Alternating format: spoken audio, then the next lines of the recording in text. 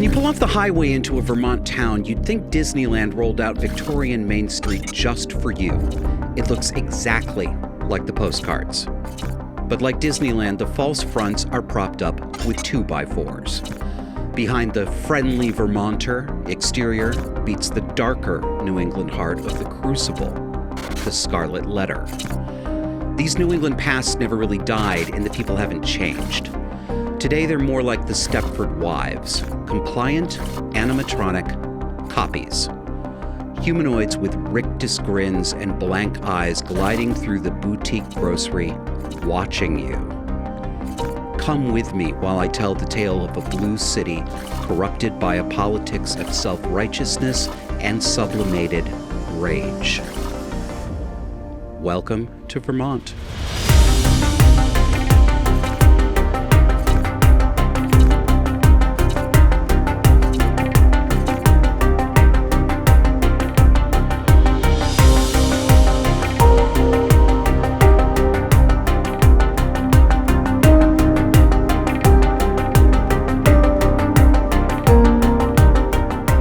Disaffected. I'm Joshua Slocum, and this is the show where we talk about politics, culture, and relationships through a psychological lens.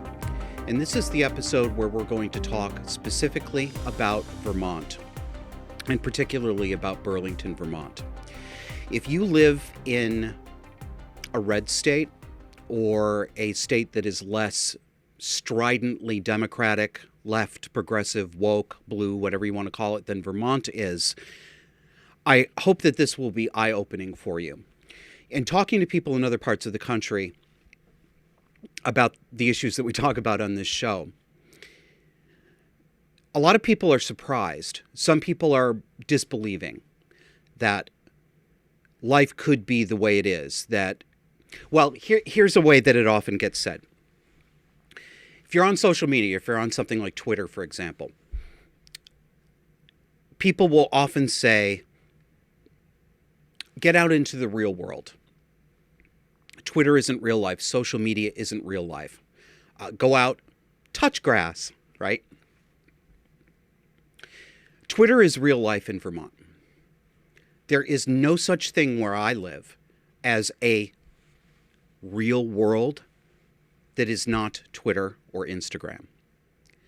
What I mean is that, yes, the people who pop off on Twitter and who appear to you to be outliers are not outliers here, and they don't only exist in digital form.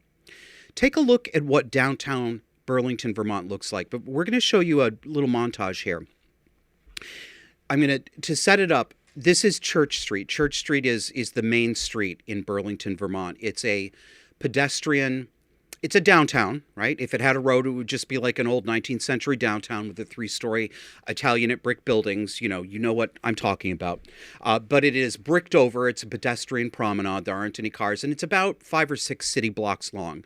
If any of you have been to Ithaca, New York, it's like the Ithaca Commons, but prettier.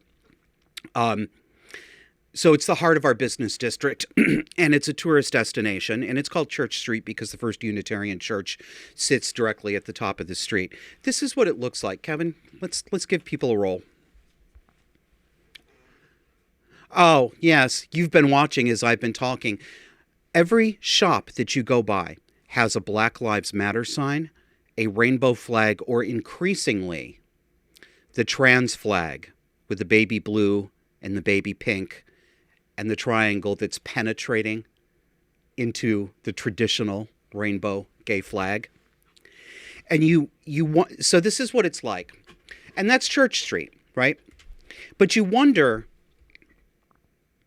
how many of these businesses have put these decals and signs and it's almost like, how many of them have put it up because they really believe in it and they think that they are signaling to customers that they offer a safe space? I mean, I know we all hate that phrase, but it's sort of funny. There's this idea that a lot of woke liberals have, that they need to do these sorts of things like a quasi underground railroad, like a symbol that indicates to people who are on the run that you can hide here. I mean, it's it's kind of silly, but you wonder, how many of them actually believe this, and how many of them have put this up to defend themselves against a protection racket. Awfully nice tchotchke store, be a shame if anything happened to it if you didn't support trans rights enthusiastically enough. I'm pretty sure there are some of them there, some business owners who do it for that reason. We'll never know, though, because they're afraid to say so. And this episode is going to show you exactly why they're afraid to say so. I want to show you where that montage ended up at the Unitarian Church at the top of Church Street. Take a look at the banner they've got over their fence. Break the chains. Abolish slavery, Vermont. Pass Proposal 2. So what do you think is going on? I was surprised to see this because I was not aware that we had slavery in Vermont, and I wasn't aware that there were any chains that were in need of breaking. So I looked it up. What is Proposal 2 about? What does it mean to abolish slavery in Vermont? Well, as you might have predicted, that is not an honest banner or sign. Proposal 2 would amend the Vermont Constitution to remove some archaic language. It's probably 225 years old, if I had to guess, that references indentured servitude and slavery. So we have something in the Constitution of our state that is left over from the days when you could put somebody in indentured servitude to pay off a debt or hold a slave. Right? Obviously, I have no objection to removing that language. I think there are very few people who really would object to that. But that's not why these Unitarians are doing this. They're doing this so that they can look like a modern-day Harriet Tubman. Because there isn't actually any slavery going on in Vermont, is there? There aren't any chains that are holding people here. There is no such thing as indentured servitude. We all know that none of that is actually happening. I would have nothing to say on this show about an effort to remove that archaic language if it were not being used in service of making the world and the state we live in seem to be a much darker and more nefarious place than it actually is. And the purpose of doing that is to make these Unitarians at the Unitarian Church look super duper morally good. See, they're abolishing slavery. This is just nonsense. It's cosplay. And they're all dancing around when this picture was taken. They're all dancing around singing Negro spirituals. So you've got people who look like the guy from the Quaker Oats box in 2022 singing Negro spirituals, and they're going to abolish slavery in the middle of the most progressive city in the goddamn country, outside of Seattle or Portland. So this sets the scene for you. And I only showed you downtown. I only showed you Church Street. But if you drive around into the neighborhoods, the suburbs, you see much of the same thing.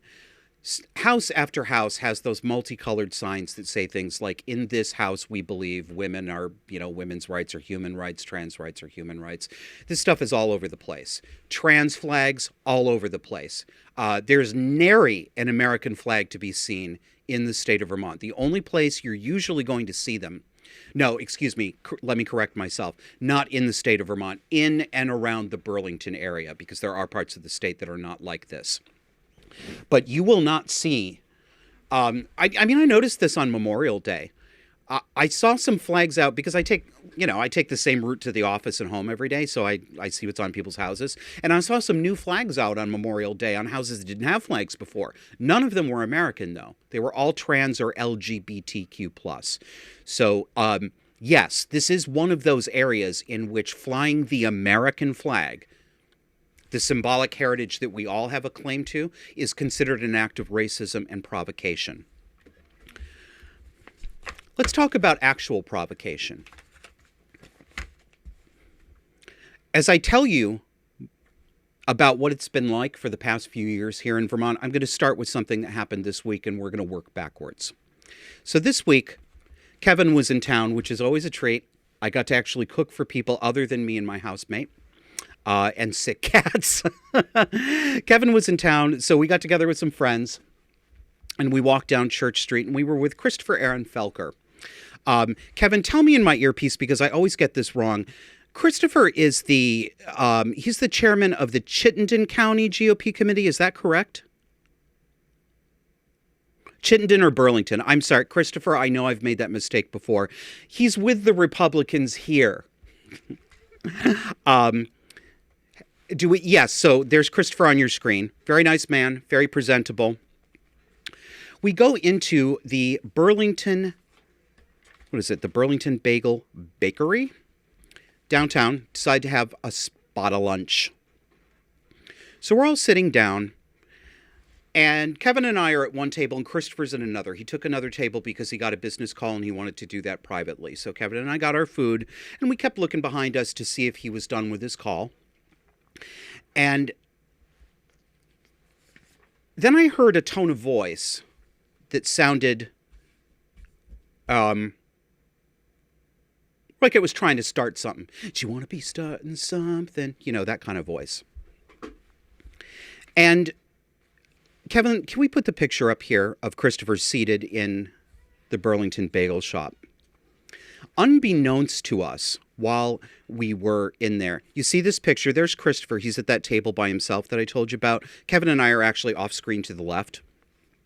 What we did not know before this incident happened was that the people who created the incident were taking pictures of him and posting them online to let other people know that there was a transphobe sighted in Burlington and to make sure that they knew where his physical location was.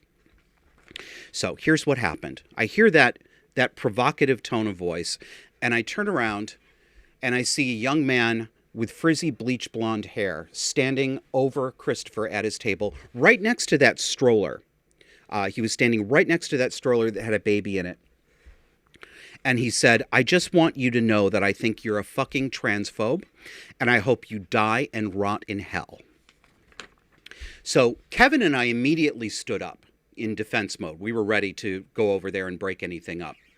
Well, of course, the young man who said that quickly turned around, hunched his shoulders over, and scootled out the door. And I yelled something at him. I think I said, you want to talk about this face-to-face, big boy? He didn't, of course, want to talk about this face-to-face, so he scuttled out. And this is not the first time I've seen something like this happen. It's not the first time that it's happened in front of me. But what bothers me every single time, well, there's a couple of things that bother me about this. Number one, I want you to take in, please, that we live in the kind of social atmosphere where people like this young man feel comfortable doing this. They don't feel any social pressure. They don't feel embarrassed. They're not worried that they're going to be turned on in public. That tells you something about the social climate, even if it's unspoken. They feel safe and comfortable, and they are right to feel safe and comfortable. They are. So, he wants him to rot in hell. He wants him to die. He's a fucking transphobe. Meanwhile, I showed you that picture that he took of Christopher. It almost felt, I mean, I know it wasn't because, nobody knew where we were going, but it almost felt like a setup or a sting, to learn after he did this vulgar display, to learn that while we were all just sitting there unaware, he was taking pictures and posting them online so that people would know that Christopher was there.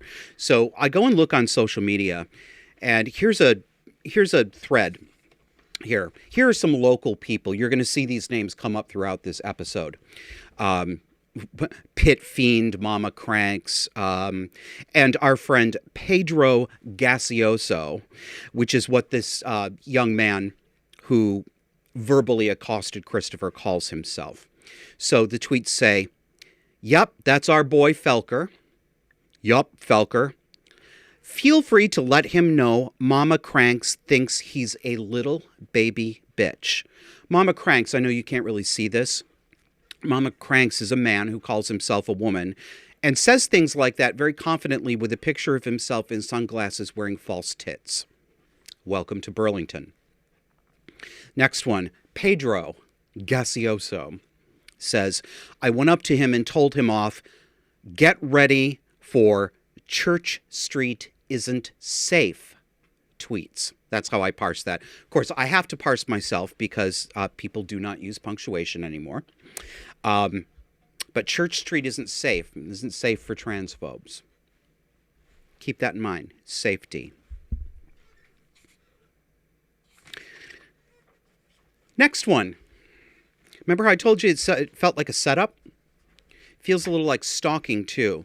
So, user the crying of that 69, whatever that means, says, can any of you coder types make a quick smartphone app where Burlington people can pin time-stamped Felker sightings, and he tagged Christopher's Twitter handle, Felker sightings on a little map so it's easier to find and publicly shame him. Then we have, this went on all day, and it went on for several days on several social media platforms.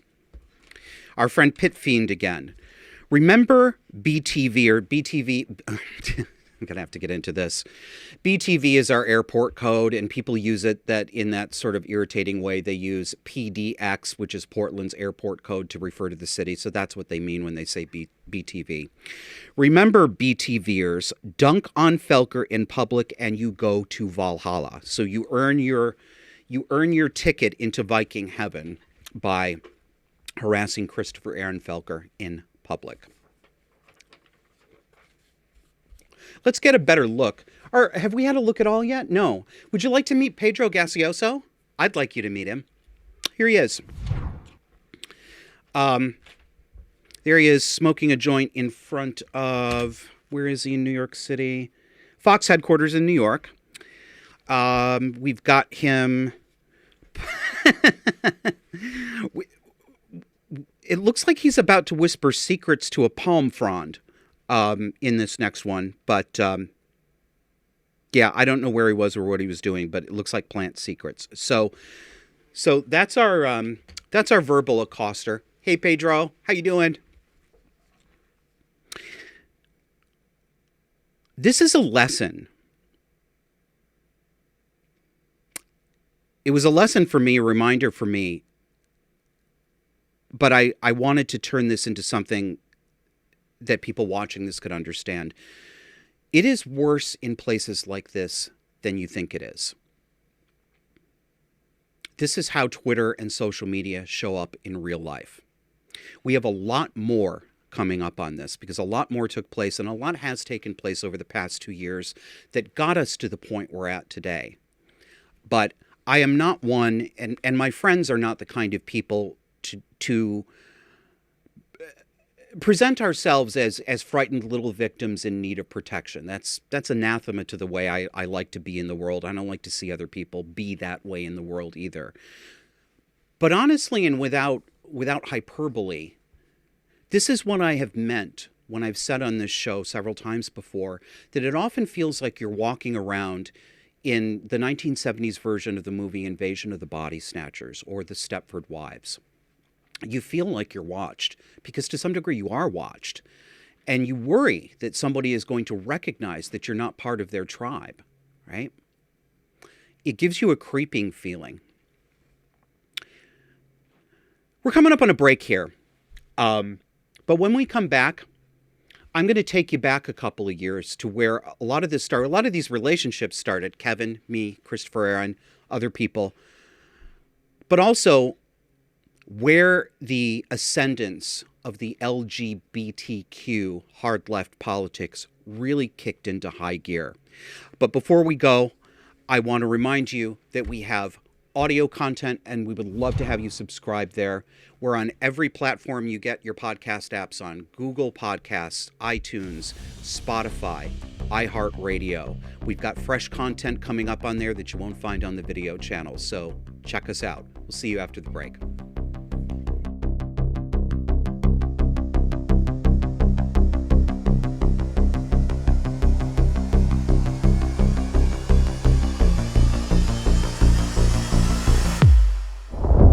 You know how podcasters are always asking you to hit the subscribe button? Well, this is us asking you to take a minute right now and be sure you've hit subscribe on your favorite video platform.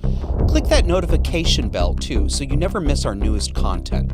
And don't forget to subscribe on audio too. We have audio-only content that you won't find on any video platform, so don't miss out. Do you like Disaffected? Do you like it enough to help pay for it? We'd love to have your support to grow and maintain this show. Donors get special access to our monthly Zoom Hangouts. They're off-camera and unscripted. We talk about what you want to talk about. There are two ways to join. Patreon users can go to patreon.com/disaffected or visit subscribestar.com/disaffected.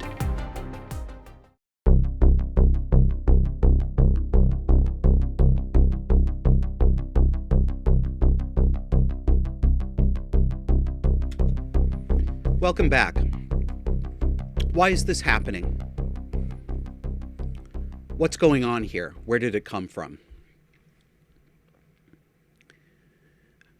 Most people date the real ascendance of woke politics nationally and in their areas from 2014 to 2016, but certainly with the election of President Donald Trump, the pushback got hysterical.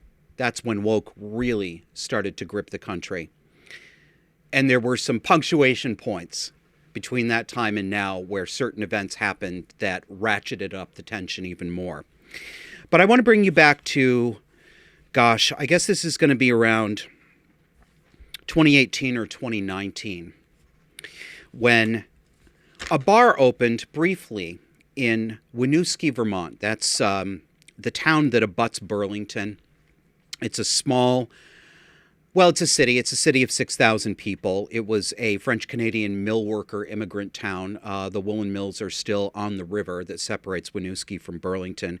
But it's one of the places, it's probably, I would say, the most diverse, I know I'm using air quotes for that, spot in the country because it's a working class town. It's less, well, it's getting more expensive, but when I bought there, it was much less expensive than Burlington.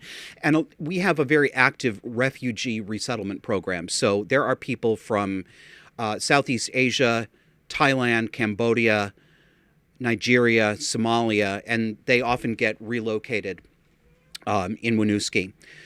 And so a bar opened up for a little while called a gay bar called Mr. Sister. Mr. Sister is an old phrase and an old joke that gay men have used forever and ever and ever. Most people who remember it now remember it because it was used famously on the episode of Will and Grace where Cher showed up and Jack called Cher Mr. Sister because he thought that Cher was a drag queen playing herself. So, Mr. Sister. We all can understand what that's about.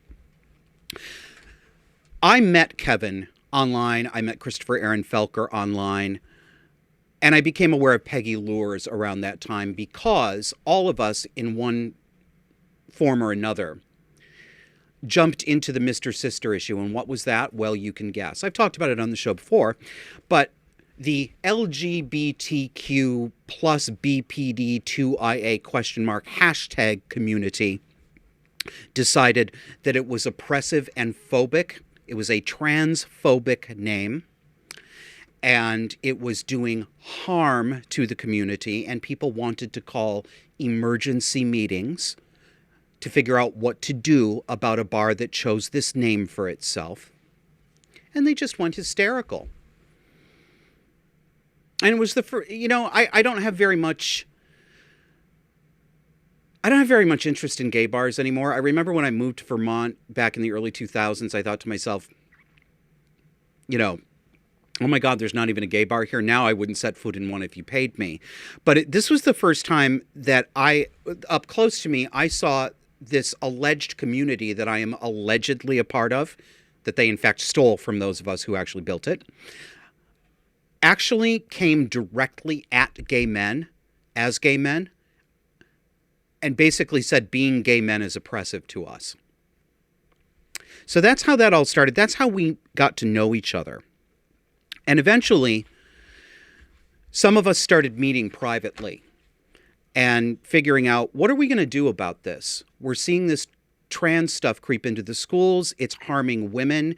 It's putting girls in danger because men are now able to go into women's bathrooms and women's locker rooms. And we batted around an idea of forming a group called Gender Critical Vermont.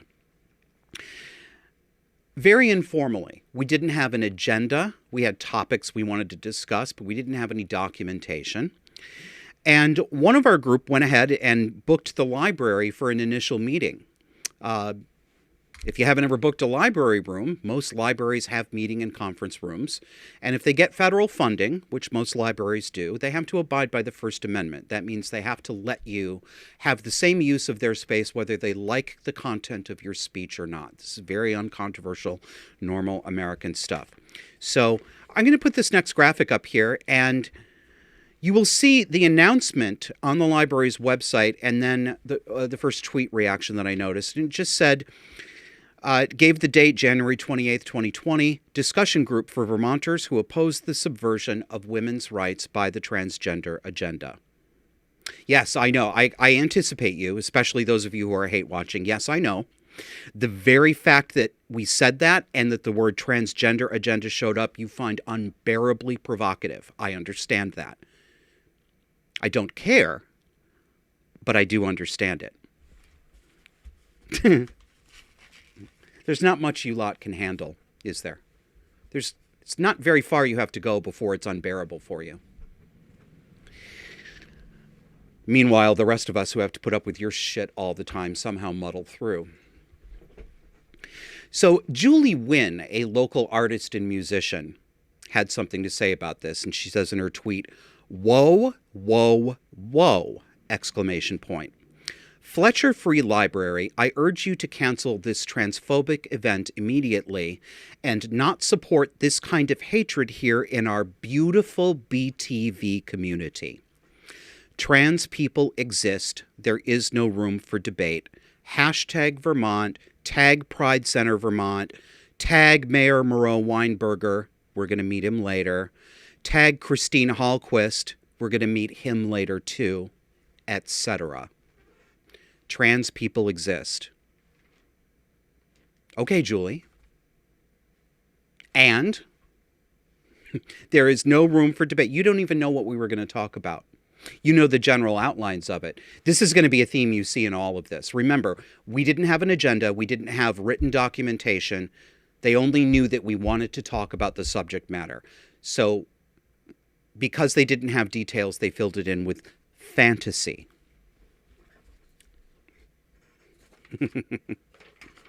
And Julie is, of course, just exactly what you would expect of her. It's very typical for this kind of woman this kind of man in Vermont too, because the men here are completely feminized. Julie Wynn, Vermont. Let's take a look at her interests. Musician, artist, trans ally, food allergies, trigeminal neuralgia awareness, animals, vegetarian, love Vermont, music, art, travel, blog, TikTok. You know, just a really nice girl.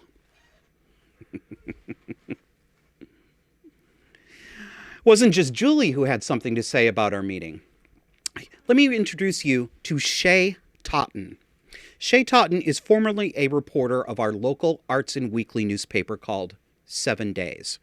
Yes, it is that kind of newspaper. Yes, it is woker than you can possibly imagine. So Shay had this to say back in 2020. Just another day in BTV where the TERFs and farts, and I have to break in here and define that for you.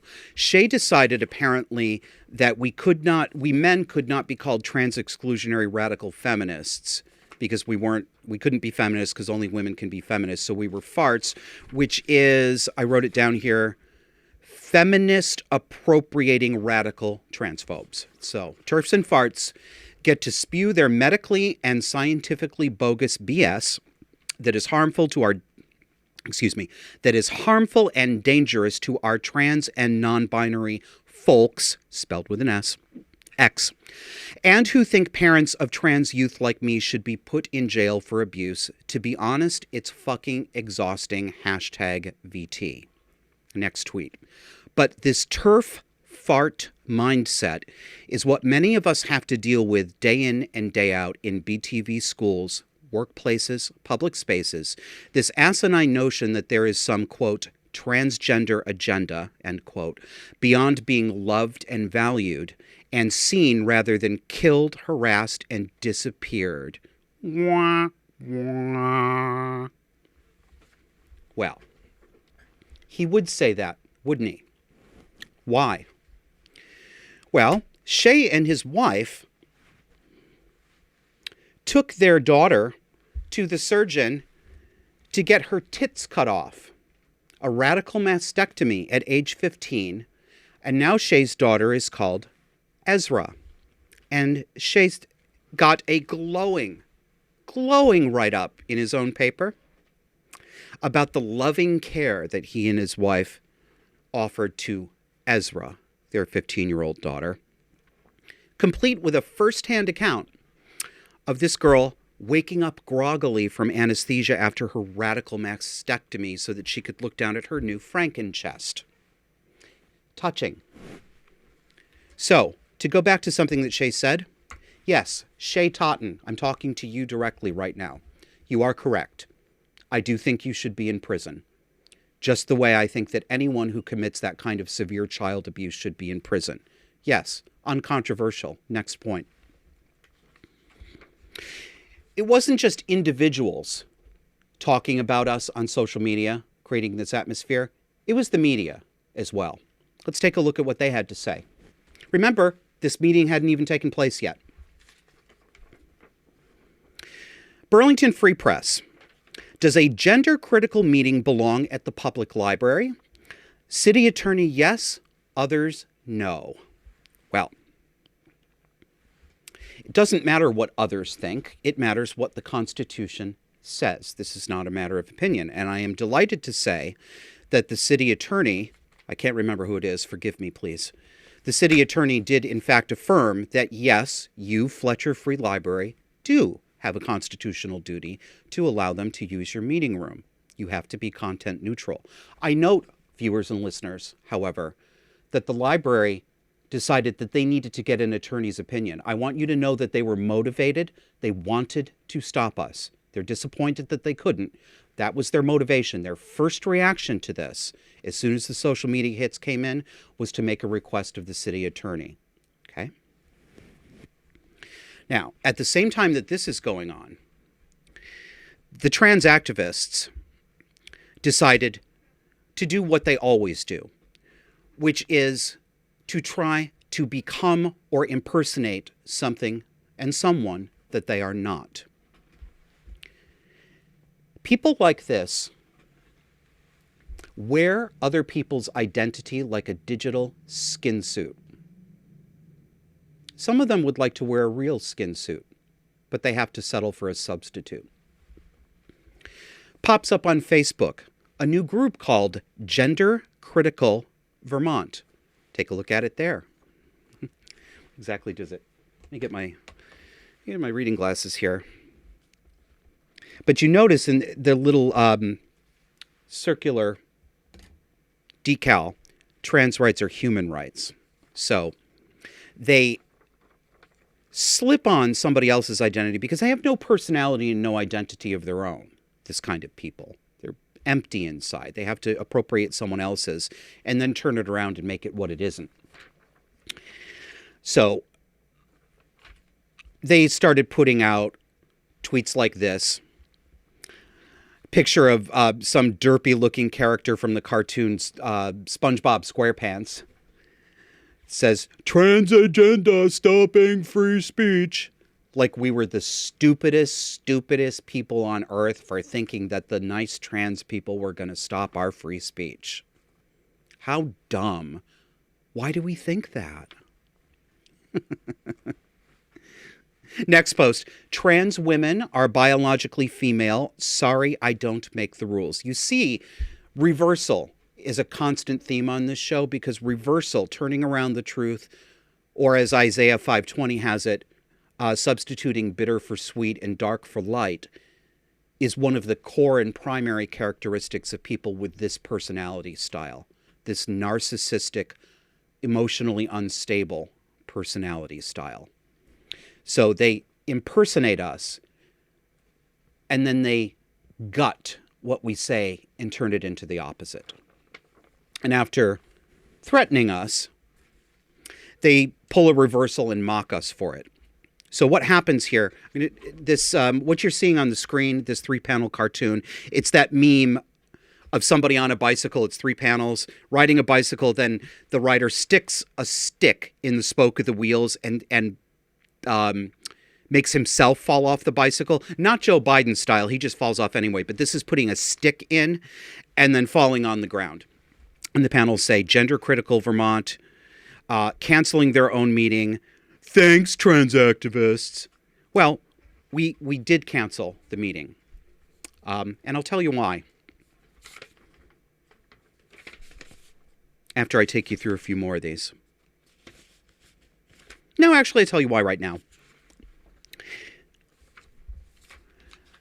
While all this media stuff was going on, it became very clear to those of us.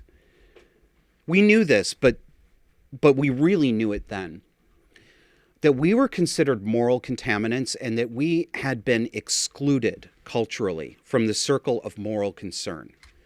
And that's a fancy way of saying we weren't sure if we were going to get hurt if we showed up, and we weren't at all sure that anyone, if we did, would help us. We were made fair game. That's what happened. So we decided to cancel the meeting, and there's no aspersion here. I'm not trying to cast any aspersions on the Burlington Police Department. I don't know how they would have responded to this. They have been the target of a lot of, frankly, harassment under the guise of citizen activism. But we weren't even sure if the police would protect us if things got violent. And that's not an unreasonable worry, because we've seen this happen in many other places. It happens to women and feminists most frequently, actually. When women, particularly feminist women and lesbians in the UK and the US, have tried to organize meetings like this at public libraries or other venues, they've been stalked, they've had things thrown at them, they have been assaulted. So this does actually happen. Now, so we've canceled the meeting, but there's still lots of this stuff flying around. I want to introduce you to Christine Hallquist. This is more stage setting. This is more helping you to understand what the normal everyday atmosphere in Vermont has been like for years. Here's Christine. Christine Hallquist is a man named Dave Hallquist in a bodega wig who calls himself a woman, as you can see here. He ran for governor of Vermont in 2018. He was the Vermont Democratic Party's nominee. Some of you may remember seeing this covered on things like NBC Nightly News. It was an absolute travesty. I mean, the embarrassment factor alone. But, I mean, good. Come on. I'm sorry, but come on. Look at him. He's got a cheap wig on that he pulls all the way down to his eyebrows and a face full of thick makeup on an obviously masculine face. And we were all culturally required to pretend that we thought a woman was running for governor. And Vermont Public Radio pretended it. The Associated Press pretended it. Gannett pretended it. The Burlington Free Press pretended it. Every single media outlet who covered this pretended that there is a woman named Christine Hallquist. Christine had a lot to say about us, Gender Critical Vermont. But of course not about us, because I don't know if I made this clear earlier. Nobody knew who we were. They literally they did not know our names because we weren't an official anything. They were sure about the kind of people we were, but they didn't even know who we were. So Christine says, it's a tweet from January of 2020. What is the transgender agenda? Here's an insight. And he shares a satirical article. And then says, the Republican disease of bigotry, racism, misogyny and bias is slowly metastasizing into Vermont. This language should sound familiar to you. It's the language of disease and contamination. With this set, it's always death. Disease and death. Death, disease, disease, contaminate, dirty. They are obsessed with it. It's a projection, most of it, of course. But there's never any talk from them that doesn't concern disease and death. This is what they think of ordinary people who happen to disagree with them. More from Christine. Dave. Freedom of speech cuts both ways. I do support freedom of speech. I also do support publicly shaming anyone that attends these bigoted events. They will feel the force of our community.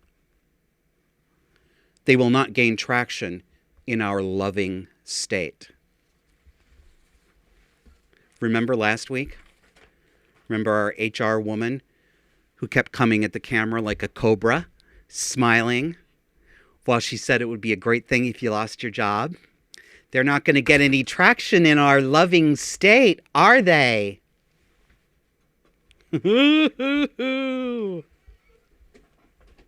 More from Christine.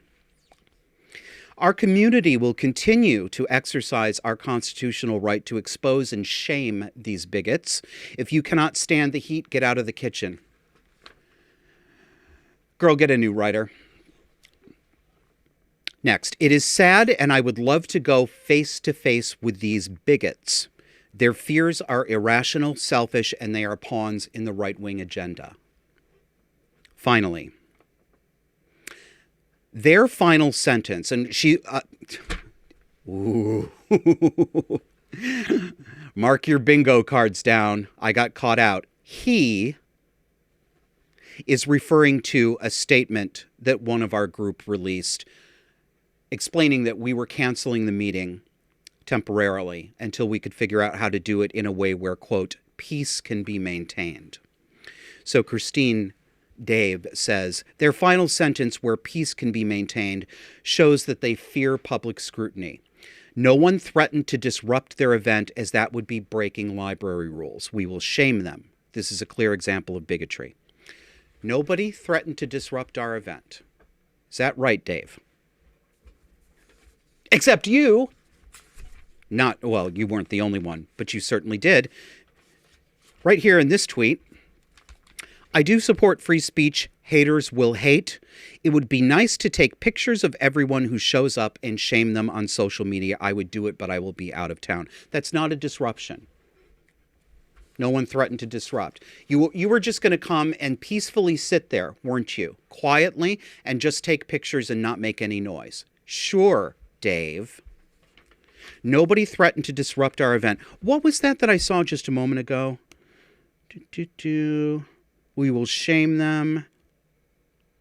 I would love to go face to face with these bigots. They will feel the force of our community. A little dark there, Dave. You thinking about another subject?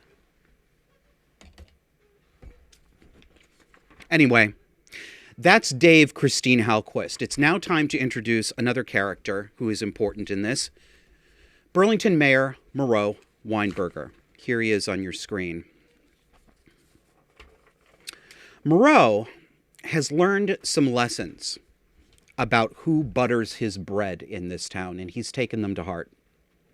It's the far left progressives and the white majority Black Lives Matter organization. Here's one of his lessons. Let's go back to the summer of St. George Floyd, may peace be upon him. This is the cover of 7 Days, our weekly radical newspaper. Racial justice protesters marched to Burlington mayor's house. And you can see a picture there of a bunch of white college kids with signs about which cops on the police force they think need to resign and that Black Lives Matter sitting all over Miro's front lawn. On their way there, they engaged at least one tuba player. And I want you to notice something else in this picture after Tuba Guy, another picture of this march to Miro's house. Kevin pointed this out to me when we were getting ready today. This is going through residential neighborhoods. This is new.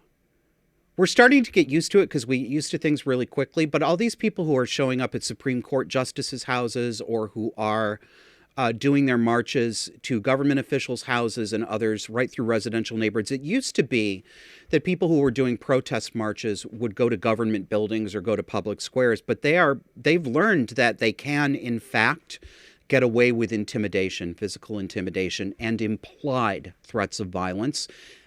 So they're now comfortable doing this in residential areas and going right up and sitting on people's lawns. And they should feel comfortable because nobody does anything. Did you see any police telling those people to get off his lawn? No, you didn't. They're scared to.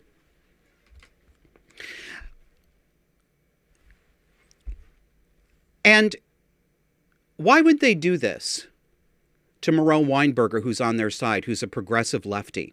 Because progressive lefties are vulnerable to this. They will bend the knee, as Miro Weinberger did, and as all of them do. Notice that they are not doing this, at least here, to any actual Republicans or people that they accuse of being conservative and hateful, because they know they're not going to get anywhere with them, but they know that they will get everywhere with somebody spineless on the left. So that's why they did it. And note the sea of white faces here. I was driving through downtown Burlington the day this happened. And by the way, this was not the only march like this. Many of them happened during the summer of George Floyd. And every time, there couldn't have been more than 3, 4, or 5 black people out of a sea of 100 or 150 white University of Vermont college kids. They did this repeatedly throughout the summer of 2020. Some of these kids put on orange safety vests to make it look like they were officials who had the right to direct traffic, and they literally chose streets to close down. There were no police anywhere. If there was a permit for this, well, no, I don't believe there was a permit for this, because there would have at least been a policeman there directing traffic, but there weren't any. They shut roads down and they started directing traffic and telling drivers where to go and saying, this was our street, we're doing this demonstration, multiple times. The one time I actually saw cops in the vicinity, they were sitting in their car doing nothing. And again, I don't want to blame the cops directly too much. They're probably being held on a leash. But these people run this city, okay? The law does not apply to them. They are more equal than others.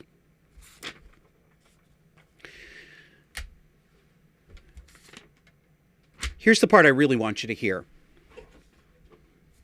Right after we decided not to have this meeting, Miro Weinberger released a statement. And here's what it said. I welcome the news that a meeting that was scheduled for tonight at the library has been canceled, at least temporarily.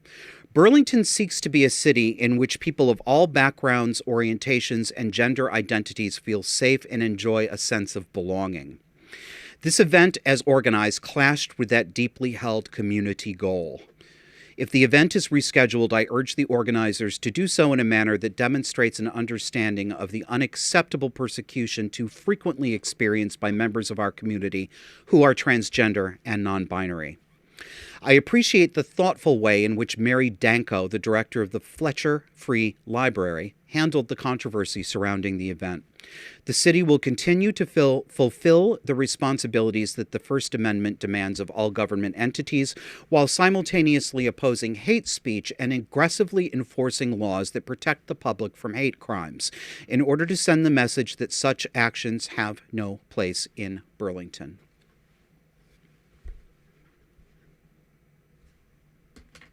Why did he welcome the news that we canceled the meeting? Isn't that a strange statement? Burlington seeks to be a city in which people of all backgrounds, orientations, and gender identities feel safe and enjoy a sense of belonging. Unless you're not a trans activist. Unless you're conservative. Unless you're a gay man or a lesbian who's not a trans activist. Unless you're a Republican.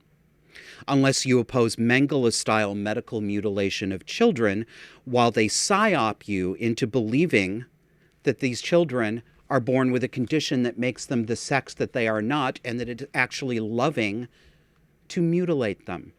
those people, those of us who object to this insanity, we don't get to enjoy a sense of belonging, and we barely get to enjoy our constitutional rights. He says, I urge the organizers to do so in a manner that demonstrates an understanding of the unacceptable persecution too frequently experienced by members of our community who are transgender and non-binary. He didn't even know who we were. He didn't know what was on the agenda because we didn't have one. And who is a mayor to tell a group of citizens about the manner in which he expected us to do our organizing? Notice this feminized, weaponized empathy tactic. He's talking to us like he's our dad, or more like he's our mother, actually. As if that's what mayors do, as if this were normal. No citizen is obligated to demonstrate any particular manner in order to exercise their First Amendment rights. Miro Weinberger's statement is clear, affirmative support for intimidation and harassment against gay people, which he pretends he doesn't understand, against people who just don't count among the orientations and identities that are supposed to feel safe. Apparently, homosexuals is one of those that doesn't count. This is what life is like for actual gay people in 2022 in blue cities like Burlington. We are not only not listened to, we are targeted, and our politicians release public statements approving of the intimidation, setting the stage and saying, I like this. I'm glad that this happened, and I would like to see more of this happen.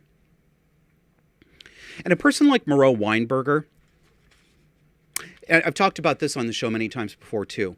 People can be both victim and perpetrator, and that's very evident with Miro.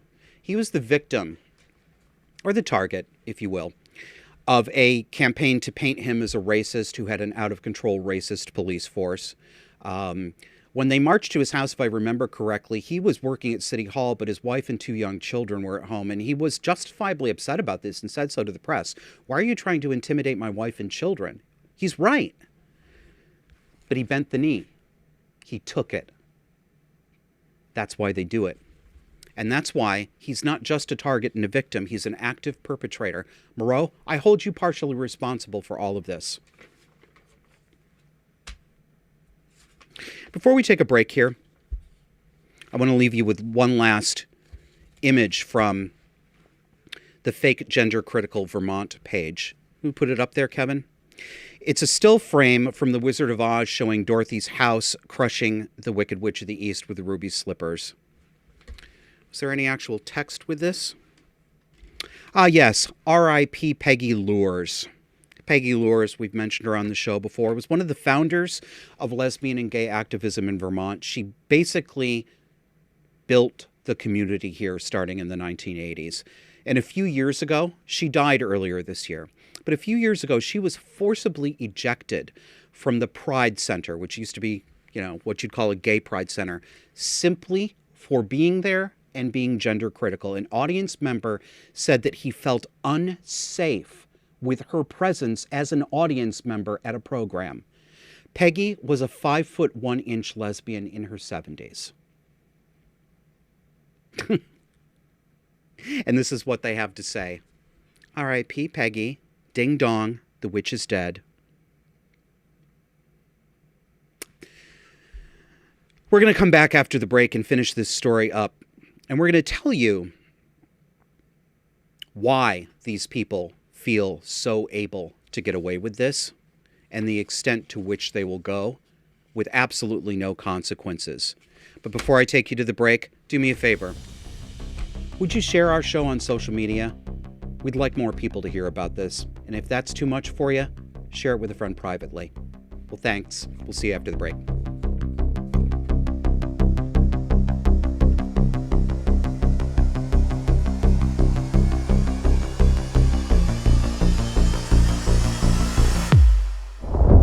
You know how podcasters are always asking you to hit the subscribe button?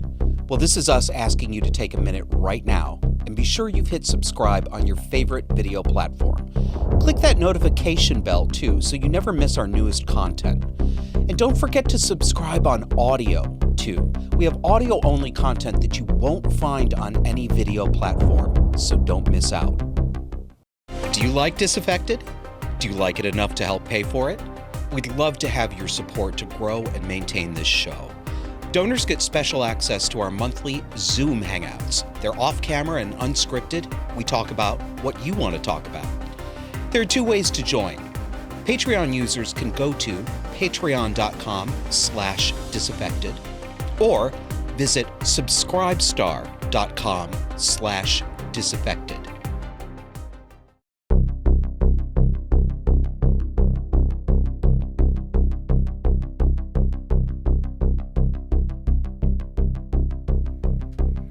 Welcome back. Before we finish this up, I want you to know that we invited Mayor Miro Weinberger to come on this show today. Kevin sent him a private message. He got it. He didn't respond. Kevin let him know that we were going to go really hard on him. We were going to be very critical. But we believe that people have a right of reply, and we are absolutely willing to have conversations with people. They are not. No response from Miro, and you'll see later what else he didn't respond to. So I'm going to remind you, I'm going to show you a couple of things from the first segment again to refresh your memory about the most recent incident of Christopher Aaron Felker being called a transphobe who needs to die and rot in hell. So one of our online fans asked for some help tracking him. He says, "Can any one of you coder types make a quick smartphone app where Burlington people can pin time-stamped Christopher Felker sightings on a little map so it's easier to find and publicly shame him?" Take a look at the picture of Christopher again. This one was posted on Facebook by our friend Pedro. And he says, "Who's that Republican transphobe guy in Burlington? I think he's in Burlington Bagel. He, he. So, Christopher Aaron ran for city council recently. He didn't win. And he walked through his neighborhood walking his dogs and regularly encountered, and probably still does encounter, hand-lettered signs taped to street signs, hammered to telephone poles, calling for his death, calling him a bigot, calling him a transphobe, telling him to get out of the city. Do you see why they are correct to be confident that they will not face consequences for their bad behavior? They are above the law. I decided I wanted to put pressure on Miro Weinberger, so I tweeted at him. Here's what I said. This was on June 14th, the day after this occurred at the bagel shop. "As mayor of Burlington, Miro, you should know what kind of atmosphere you and your city council have stoked in Burlington. The woke agenda of this city, including the aspersions you and some of your colleagues have cast on conservative gays, has made us actually unsafe." And I'm going to jump in here and clarify. It's not going to matter. Those who want to twist my words will do it anyway. But I do want to remind, I am not claiming here that I am unsafe because of mean words. Okay? I'm not making that claim. I don't enjoy it, but it's just words, and I've got a big mouth myself. Not claiming I'm unsafe because of that. The claim of feeling unsafe is actually about the knowledge that although if you take 100 people like this, 99 of them are just keyboard warriors, there's going to be 1 or 2 who are not just keyboard warriors, because this kind of political grouping attracts psychopaths. And I don't mean that colloquially. I mean it clinically. I mean people with clinical antisocial personality disorder, violent people, the kinds of people who are attracted to Antifa. That's just a heat sink for psychopaths. It gives them a currently socially approved way of being violent and destroying property. That's what I'm worried about. Next tweet. Again, I'm addressing Mayor Miro Weinberger. Here's what happened. I was walking down Church Street with my friend Christopher Felker. We went into the bagel shop and sat down to eat. A young man came over out of the blue, stood over the table, and said to Christopher, "I want you to know that I think you're a fucking transphobe, and I hope you die and rot in hell." In full earshot view of all the patrons, including children. This is not the first time I've seen this. It's been performed on Me Too in downtown restaurants. Miro. What's more, and what's more sinister than this young man's mouth, was the absolute silence of every single patron.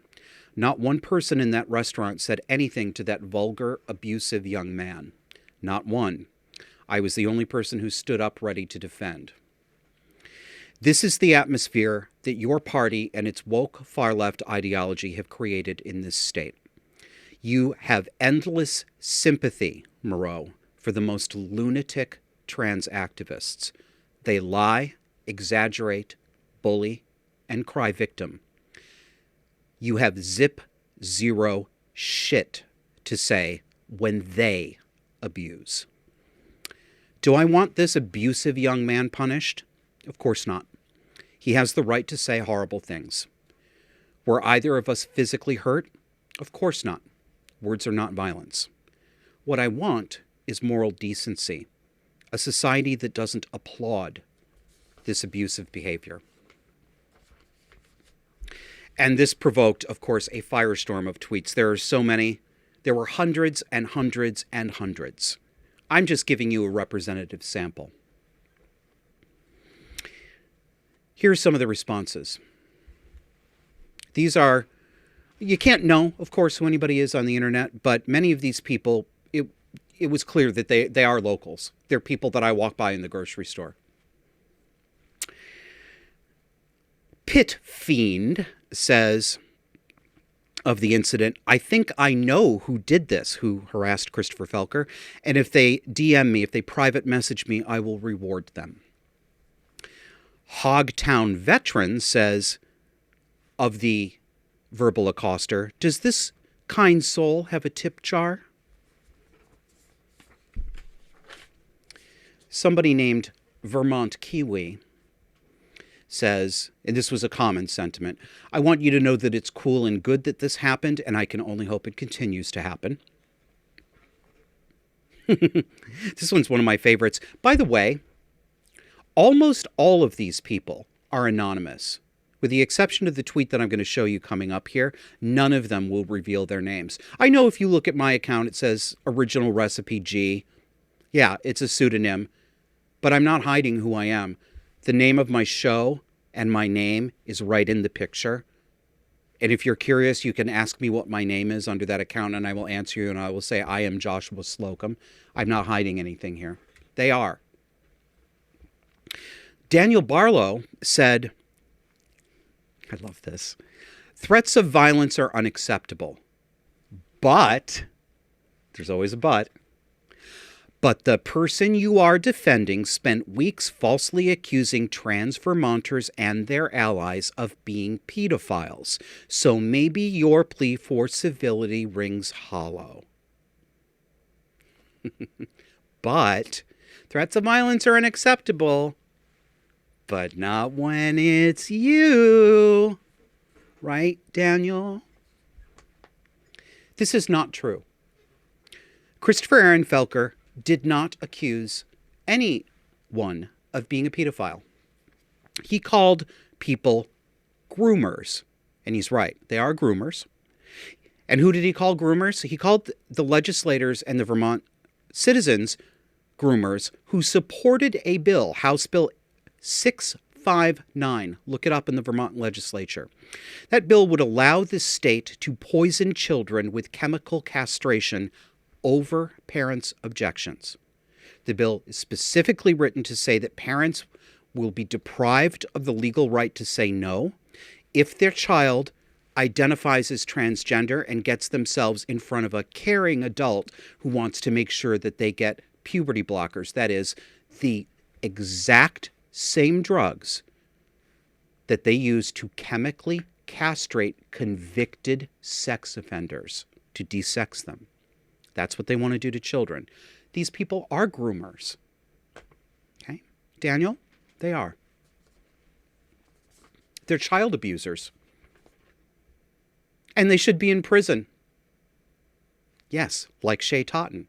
They should be in prison. Lifesci Vermont says, Christopher Aaron reaps what he sows.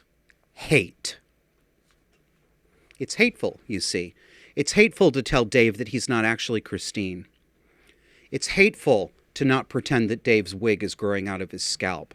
It's hateful to say that there's no such thing as a transgender child. There's no such thing as a 9-year-old boy with a penis and testicles who was actually born a girl, and the most loving, gentle, and caring thing you can do is to cut his nuts off. Now we get to the part where they tell you what they really think of you. And what they think is normal people are subhuman. Simon Says tweets, "Hey everyone, this guy," referring to me, "this guy doesn't like furries and thinks Burlington, Vermont is worse for it. Can we show him a little love and attention? This fandom is so well known for. Also, he's transphobic, subhuman slime, so don't hold back."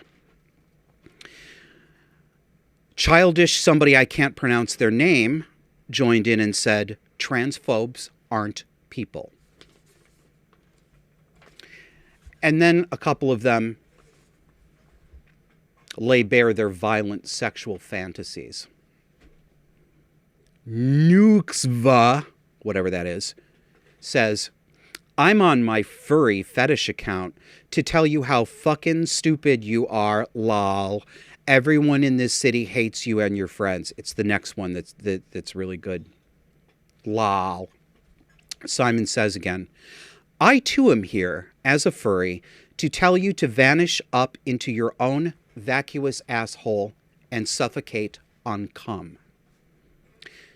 They also like to make sure that people can find your home address, your private phone number, and your work location, because Vermont Kiwi put up a link to the incorporation papers for our company here at Disaffected, which lists all that private information. Clarification here, this is a public record. I recognize that. I was a working reporter. I understand the difference between public and private. There's nothing illegal about this activity, but it is meant to make it easy for people to target people like me, like Kevin, like Christopher. So he says, "I hope nobody sees you in public and gives you a big nonviolent hug until you squeal with delight." He doesn't want to give me a hug. You know what he wants to do. And this is fine. Back to Pit Fiend, who says, "That's right, Burlington is not safe for transphobes. Don't forget it." Throughout all of this, I sent several of these tweets and I tagged Miro Weinberger and I asked him how he felt about this. Did he have anything to say about this? Was there a line that even he would draw? Even though he doesn't like my position, even though he thinks I'm bad, is there a line? Does this cross that line? He didn't respond to anything. Of course, I knew he wouldn't. But he felt very free to put a target on our backs with that press release 2 years ago without even knowing who we were.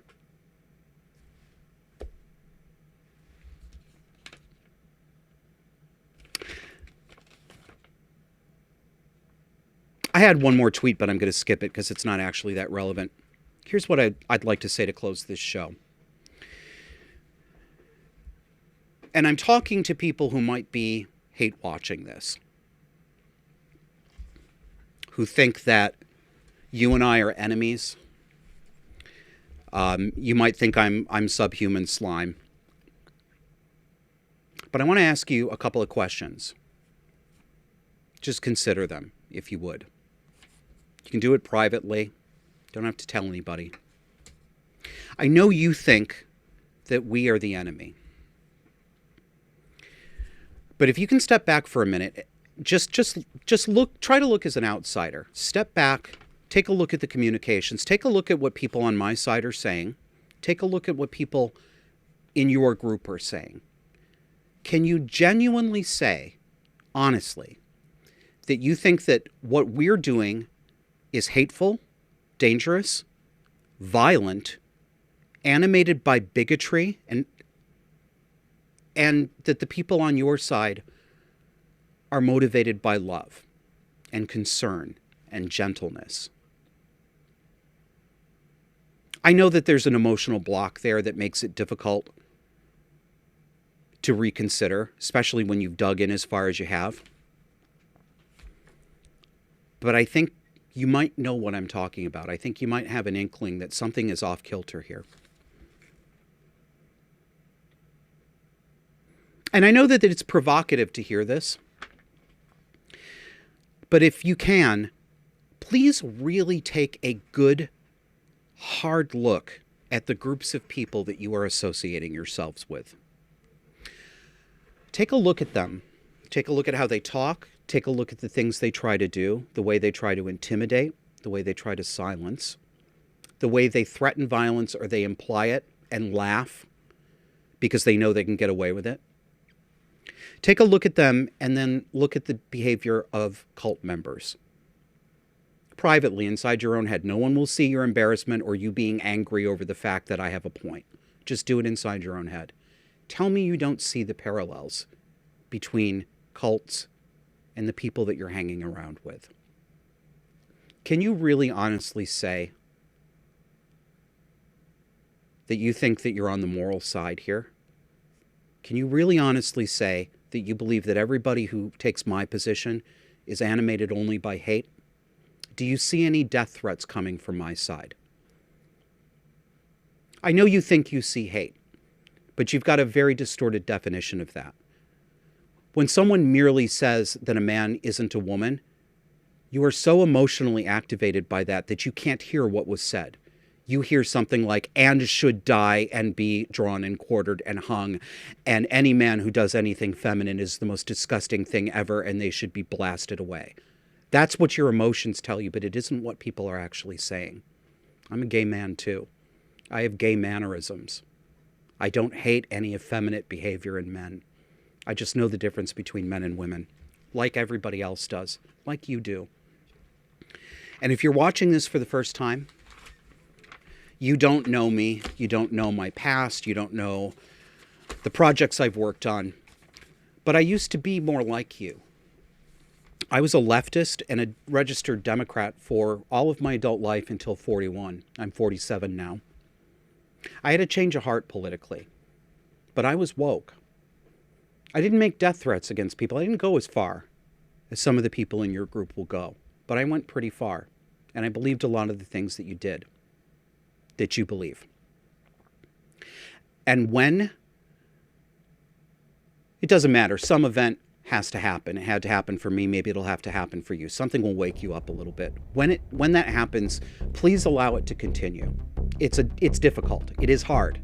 It was one of the hardest things I had to do was to accept the reality that the majority of what I believed politically and that informed my view of morality was mistaken and wrong. I had been misled and I allowed myself to be misled. And I created enemies out of people who weren't actually enemies, who didn't hate me, who didn't have evil hearts. And I clung to people who had evil motivations. I know what it's like. This happens to humans. Has it happened to you? That's the show. We'll see you next week.